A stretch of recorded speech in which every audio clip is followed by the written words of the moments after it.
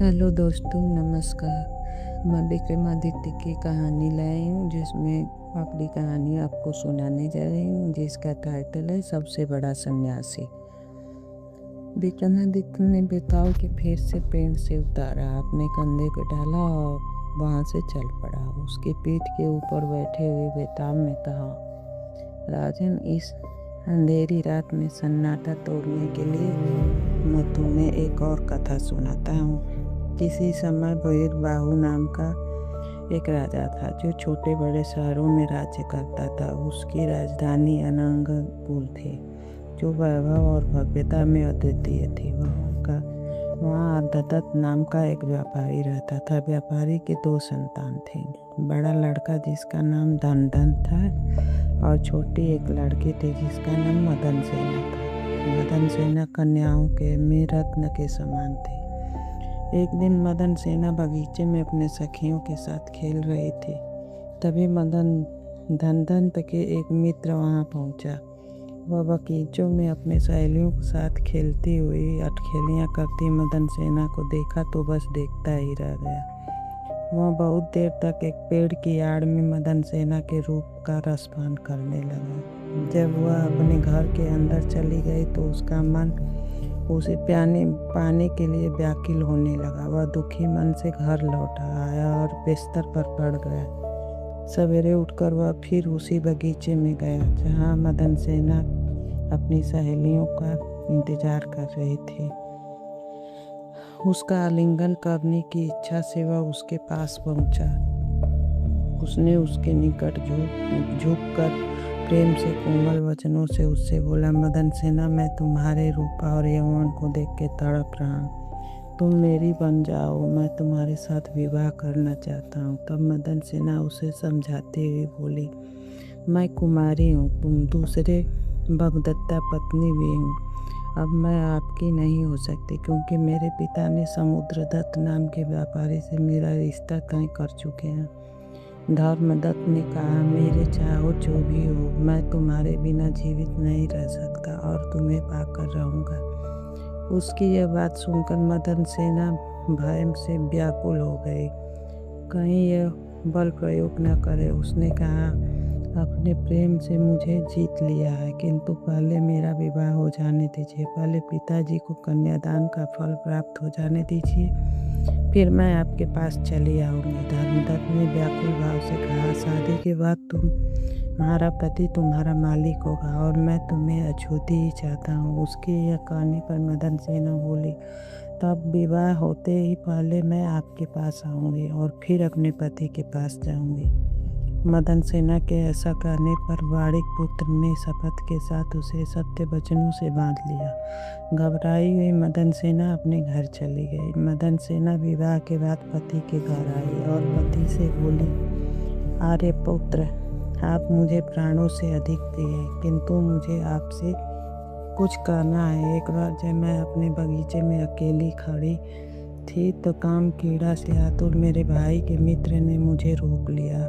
जब वह जीत पर उतर आया तब मैंने पिता को कन्यादान का फल मिल सके और निंदा भी न हो, इस विचार से उसे वचन दिया कि विवाह हो जाने पर मैं पहले उसके पास जाऊंगी, तब अपने पति के पास आऊंगी। अतः हे नाथ, आप मुझे अपने सत्य वचन का पालन करने की अनुमति दें।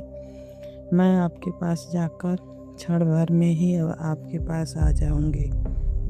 उसकी बातें सुनकर समुद्रदत्त हादसा हो गया, लेकिन उसने सोचा, यह जाएगी तो अवश्य ही, फिर मैं इसे सत्य से क्यों टिकारूं। यह सब सोचकर समुद्रदत्त ने उसे जाने की अनुमति दे दी। अंधियारी रात में मदन सेना अकेली ही जा रही थी। तभी मार्ग में किसी चोर ने दौड़कर उसका रास्ता रोक लिया।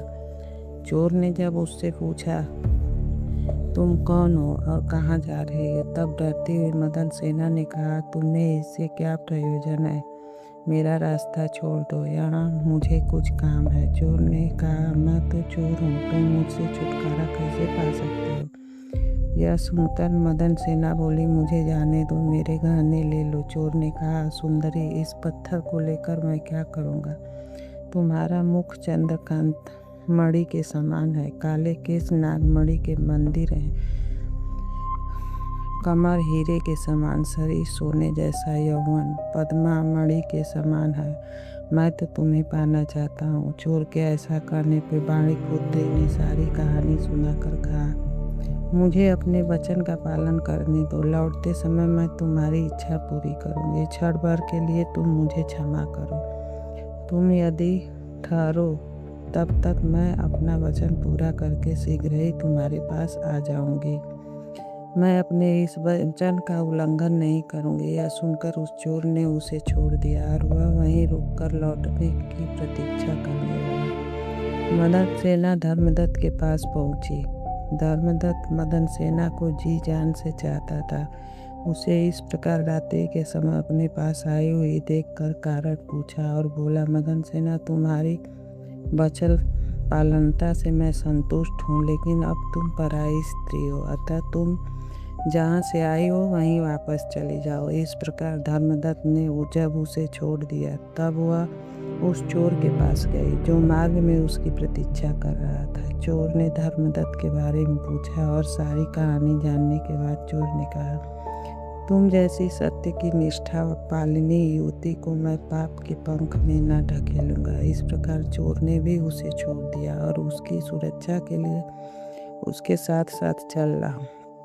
मदन सेना अपने शील की रक्षा कर सके, इसलिए वह प्रसन्नतापूर्वक अपने घर पति के पास लौट आई। उसे देखकर जब उसके पति ने पूछा तो उसने सारा कहानी उसे बताया। समुद्रदत्त ने मदन सेना की बात पर विश्वास करके उसे सम्मान के साथ अपना लिया। यह कथा सुनाकर बेताल ने विक्रमादित्य से कहा, राजन, अब तुम बताओ कि चोर और उन दोनों बाड़ी पुत्रों में से सबसे बड़ा महान कौन है? जब यदि जानते हुए भी तुम मेरे प्रश्नों का उत्तर नहीं दोगे तो तुम्हारा सिर 100 टुकड़ों में फट जाएगा। मौन त्याग कर राजा ने कहा, सबसे बड़ा महान वह चोर था। धर्मदत्त ने उसके विवाहित होने पर उसे त्याज्य समझकर त्याग किया था। उसका पति कुलीन वाणिक था। वह अपनी स्त्री को दूसरे के प्रति आसक्त जानकर भी कैसे अपनाता। दूसरे वाणिक को इस बात का डर था कि सारी बातें जानने के बाद उसका पति सवेरा होने पर राजा से कह देगा और राजा उसे दंड दिए बिना नहीं मानेगा। लेकिन चोर को कोई डर नहीं था। वह तो पहले ही पाप कर्म में लगा हुआ था। वह तो पहले ही पाप कर्म में लगा हुआ था। वो तो आभूषण सहित पाई हुई स्त्री को छोड़ दिया। इससे वही सबसे महान है। बेताल मौन भंग होते ही बेताल फिर राजा के कंधे से वृक्ष की ओर उड़ गया। राजा भी अपना धैर्य खोने बिना उसे ले आने के लिए फिर उस पेड़ की ओर चल पड़ा।